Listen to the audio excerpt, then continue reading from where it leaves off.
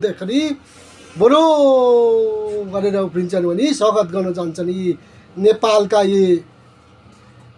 के भन्नु र नेपालका नेताहरू अहिले एउटा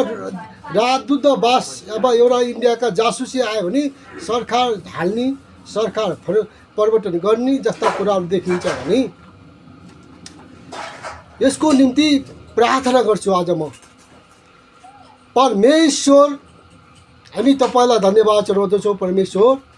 प्रभु येशू हाम्रो तपाईँ राम्रो राजा हुनुहुन्छ हामी सबैसँग प्रार्थना गर्छौँ हामी तपाईलाई धन्यवाद चढाउँछौँ नेपाल देशको निम्ति प्रार्थना गर्दछु प्रभु यसगरी यो देश नेपाललाई हामीले जन्मेदेखिबाट यो देशमा हुर्किँदै आउँदाखेरि अहिलेसम्म परमेश्वर पिता प्रभु येशू तपाईँ हाम्रो राजा हुनुहुन्छ इन्डियाबाट र धेरै यो देशलाई थिचोमिचो भइरहेको कुराहरू हामीले देखिरहेको छौँ सुनिरहेका छौँ तर पनि बोल्ने होला कोही पनि छैन प्रभु येशू तपाईँ हाम्रो राजा हुनुहुन्छ प्रभु येशू हामी प्रार्थना गर्छौँ यसगरी इन्डिया देशले नेपाल देशलाई यो थिचोमिचो गरेर चाहिँ गरिरहेको छ यसको बारेमा तपाईँ प्रभु येशू साउललाई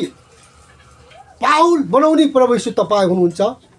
साउललाई पाउल बनाउने पाउल प्रेरित बनाउने प्रभु येशू तपाईँ हुनुहुन्छ तपाईँलाई धन्यवाद चढाउँदछु यो नेपाल देशलाई एउटा स्वतन्त्र देश बनाउनको निम्ति परमेश्वर प्रभु येशू तपाईँ हाम्रो राजा हाम्रो मालिक तपाईँले सहायता गर्नुहोस् यो देश नेपाललाई एउटा इन्डियाको गेरु बस्दा आउनको साथ नेपालमा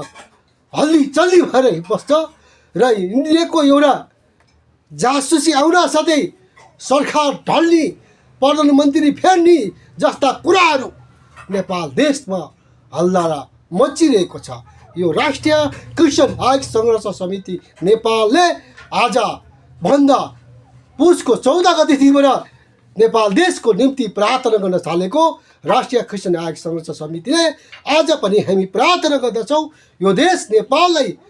प्रभु येशू तपाईँको हात पर्छु तपाईँ प्रभु येशू हाम्रो राजा हुनुहुन्छ यो देश नेपाललाई तपाईँले सहायता गर्नुहोस् अनुग्रह गर्नुहोस् कृपा गर्नुहोस् र स्वतन्त्र नेपाल बनाउन सक्नु जहाँ जहाँ नेपालको भूमिहरू सीमाहरू इन्डियाले चेपेको छ त्यहाँ तपाईँ प्रभु येशूले त्यहाँ